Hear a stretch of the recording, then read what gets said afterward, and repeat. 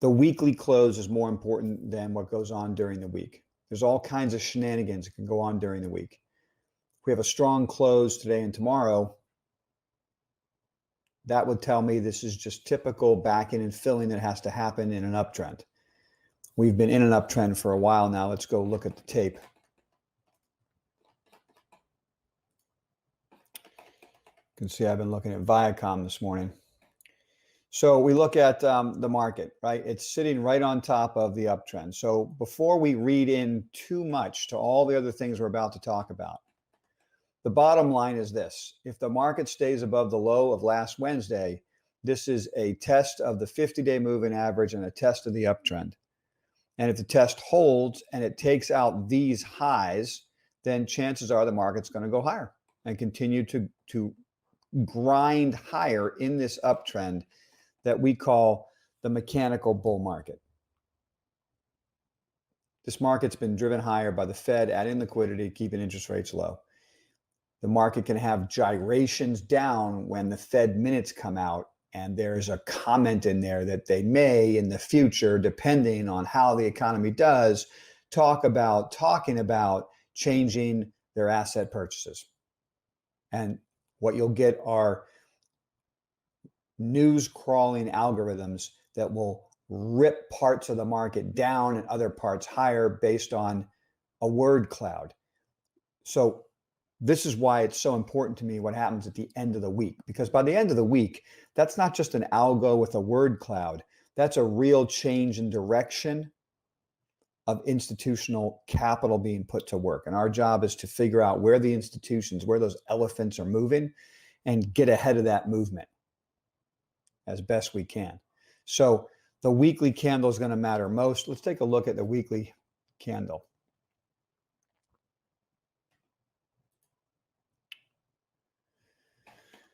It's just a pretty stout uptrend that hasn't changed in quite some time.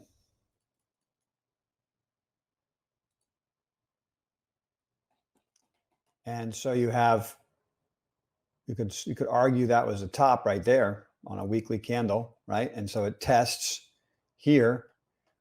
And if it stays above these lows, which is last week's low right there, it really doesn't mean anything. It's 2 down weeks and a major uptrend.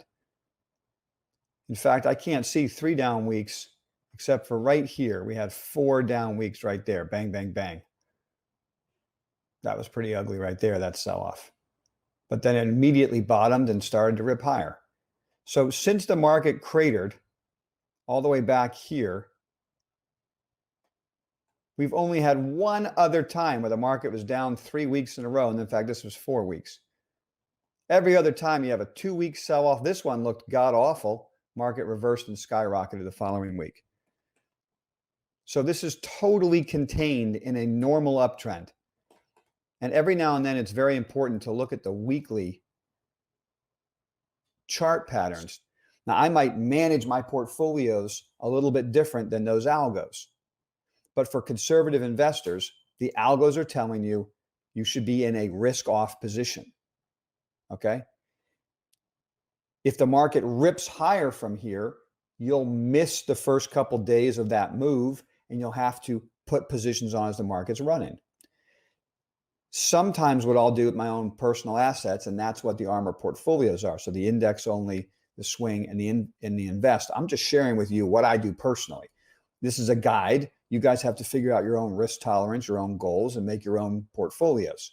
So sometimes what I'll do is I'll put on some extra risk in anticipation of the risk monitor changing. So I did that this week, right? I added index positions to my index only portfolio right near a level. I mean, right off the lows a couple days ago. Okay. And I'm willing to live with that decision up until the market takes out the lows of last Wednesday. If that happens, I'm out. And if that happens, I won't be back in for quite some time until we get. Let me put it this way. I won't be back in until the risk monitor goes green again. So every now and then I'll preempt, and I did that in the month of March, and it made money for me. So this time around, it may or may not make money. I don't know. So I'm preempting, and I have to deal with some wiggles. The market breaks below the low last week, I'm out, and I don't preempt again until the risk monitor goes green. The risk monitor goes green when all the indexes give us a risk on buy signal following our algorithms. Okay? So moving on, thoughts on the top of my head. Volatility is high right now. Puts are now in control. So let's talk about spot gamma information for a minute. During this entire bull market, calls, there have been a lot more calls than puts, and it keeps driving the market higher. Somebody's buying calls, the dealer's selling a call, turns around and buys the underlying asset, okay? That's what drives the market higher. So more and more calls that get bought forces the dealers to buy more and more and more. This is what happened in things like Viacom and Discover. They figured out how to manipulate those stocks.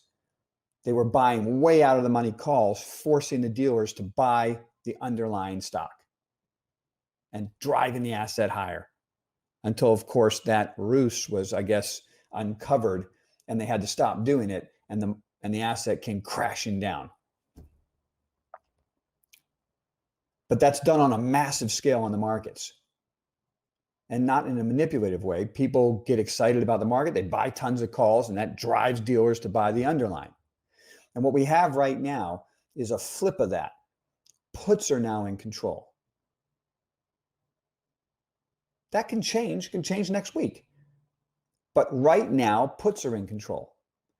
When puts are in control, volatility goes up. So what I like to do on the ARMR Pro live trading desk, which I'll be doing, I did it yesterday, I'll do it again today.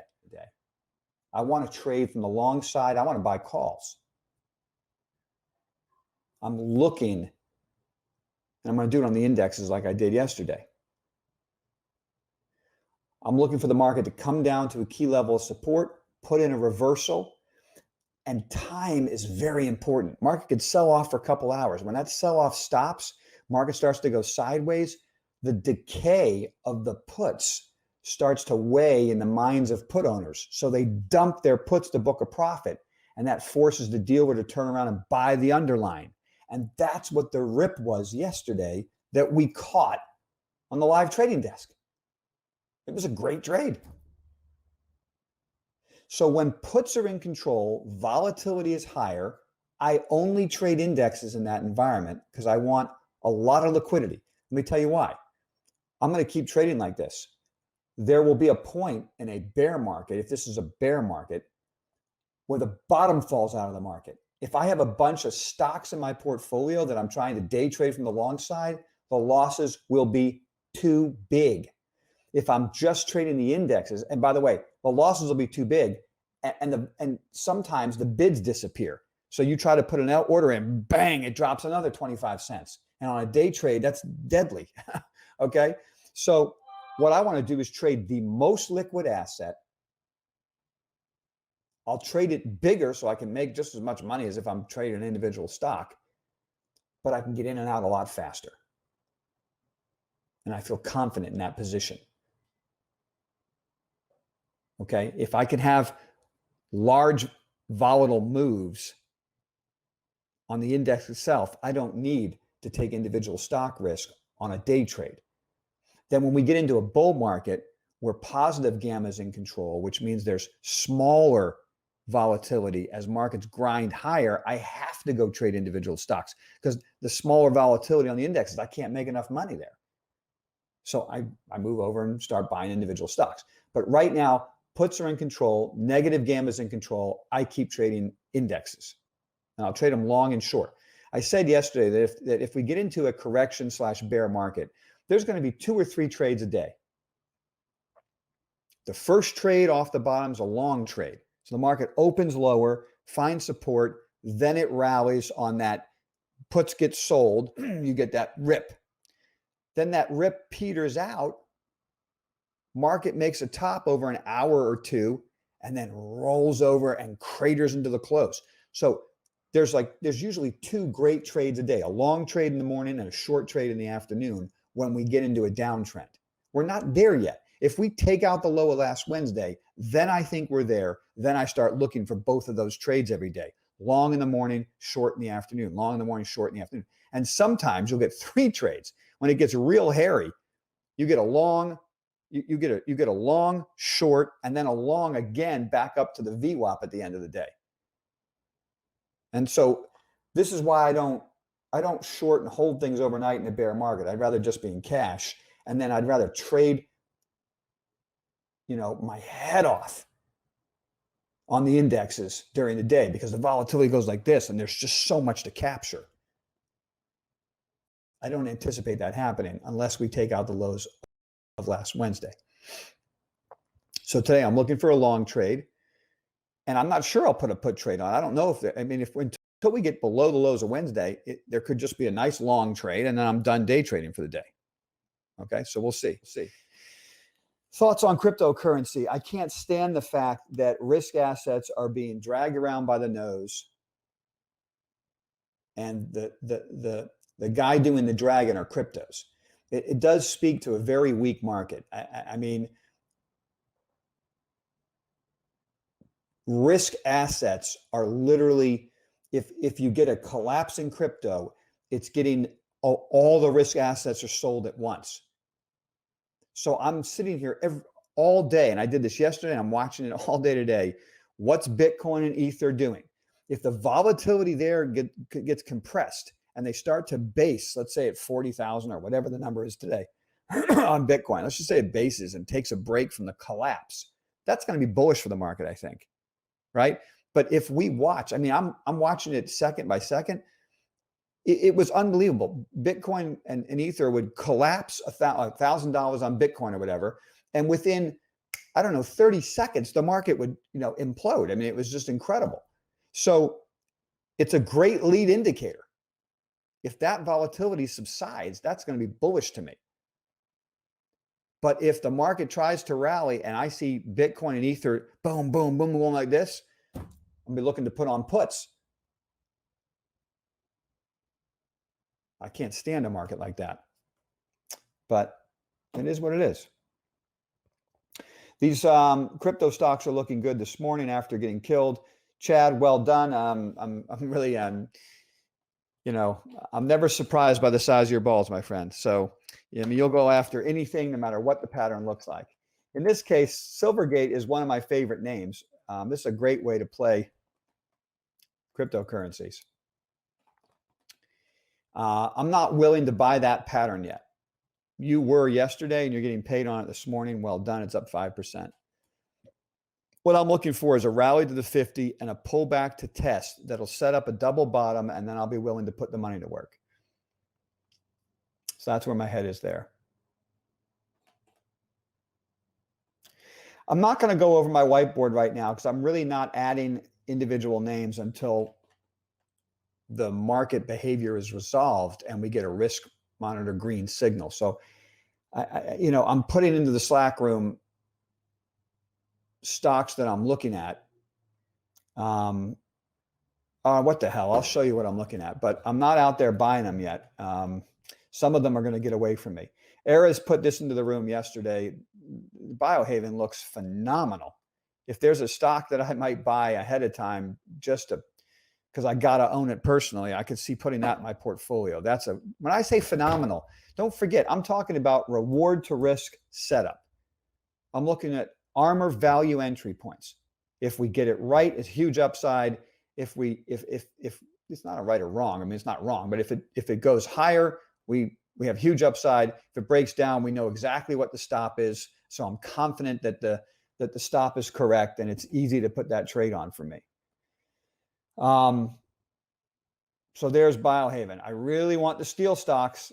Are they going to give me a shot down at the 50-day moving average? I hope so. I'm waiting. I really want to get shares of CrowdStrike in there next to our FireEye position. Okay. What else is on my list?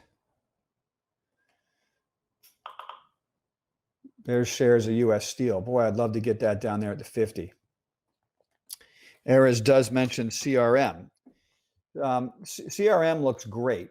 It does look great. And so I got to ask myself, Eras, and I'm going to ask you guys can decide how you want to do this. I can buy CRM, Microsoft, Facebook, a number of these big cap tech stocks. Or I can buy QLD, which is twice the performance of the NASDAQ 100. Twice the performance of the NASDAQ 100 will give me growth stock type of returns without any individual stock risk. And in the market that we're in right now, that feels a lot more comfortable to me. CRM is a NASDAQ 100 name. I'm just saying, there's a whole bunch of NASDAQ 100 names. I could go out there and try to cherry pick them.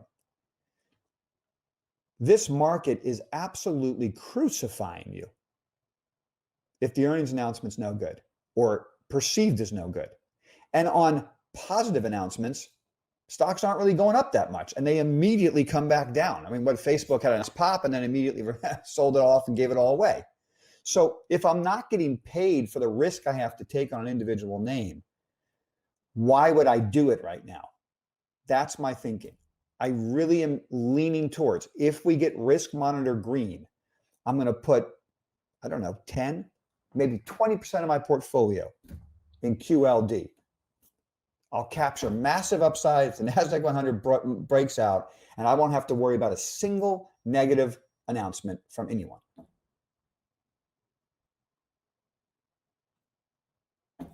There's a thought for you.